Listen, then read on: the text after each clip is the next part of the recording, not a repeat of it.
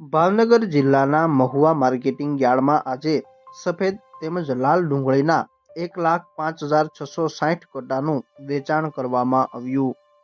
ભાવનગર જિલ્લાના મહુવા માર્કેટિંગ યાર્ડમાં આજે વિવિધ પ્રકારની જણસીઓની હરાજી કરવામાં આવી હતી, જેમાં લાલ ડુંગળી, સફેદ ડુંગળી, મગફળી, કપાસ, કઠોળ સહિત વિવિધ પ્રકારની જણસીઓની મોટા પાયે હરાજી કરવામાં આવી હતી। ખાસ કરીને મહુવા વિસ્તારમાં 100 કરતાં વધારે ડુંગળી તેમજ લસણના ડિહાઇડ્રેશનના કારખાનાઓ આવેલા છે, તેમજ ખેડૂતોને માર્કેટિંગ યાર્ડમાં લાલ અને સફેદ ડુંગળીના ભાવ પણ સારા મળી રહ્યા છે। ખાસ કરીને તળાજા મહુવા વિસ્તારમાં ખેડૂતો દ્વારા લાલ અને સફેદ ડુંગળીનું મોટા પ્રમાણમાં વાવેતર કરવામાં આવે છે।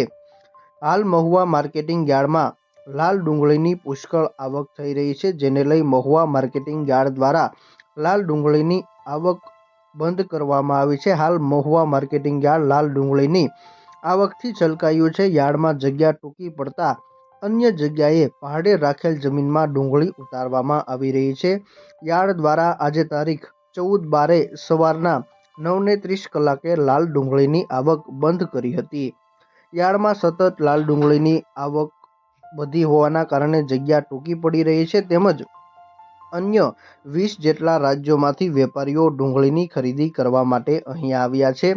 ભાવનગર સહિત સમગ્ર સૌરાષ્ટ્રમાંથી મોટા ભાગના ખેડૂતો ડુંગળીનું વેચાણ કરવા અહીંયા યાર્ડમાં આવતા હોય છે। મહુવા માર્કેટિંગ યાર્ડમાં આજે થયેલ હરાજીમાં લાલ ડુંગળીના 81,000 કટ્ટાનું વેચાણ કરવામાં આવ્યું હતું, જેના પ્રતિ મણે ભાવ 150 રૂપિયાથી લઈને 771 રૂપિયા સુધી રહ્યા હતા।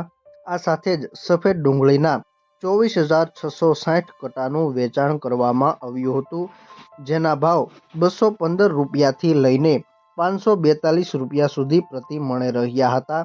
ગઈકાલની સરખામણીએ આજે સફેદ ડુંગળીના ભાવમાં 130 રૂપિયાનો ઘટાડો થયો હતો, જ્યારે લાલ ડુંગળીના ભાવમાં ફક્ત 3 રૂપિયાનો વધારો થયો હતો।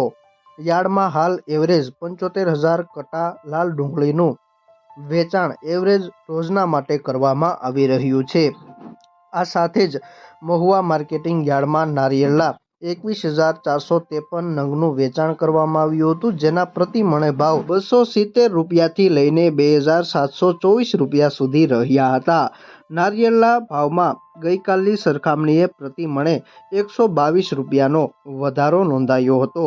આ સાથે જ કપાસ શંકરની 109 ગાંસડીનું વેચાણ કરવામાં આવ્યું હતું, જેના પ્રતિ મણે ભાવ 1,305 રૂપિયાથી લઈને 1,433 રૂપિયા સુધી રહ્યા હતા। આ સાથે જ સોયાબીનના 49 કટ્ટાનું વેચાણ કરવામાં આવ્યું હતું, જેના ભાવ 780 રૂપિયાથી લઈને 806 રૂપિયા સુધી પ્રતિ મણે રહ્યા હતા।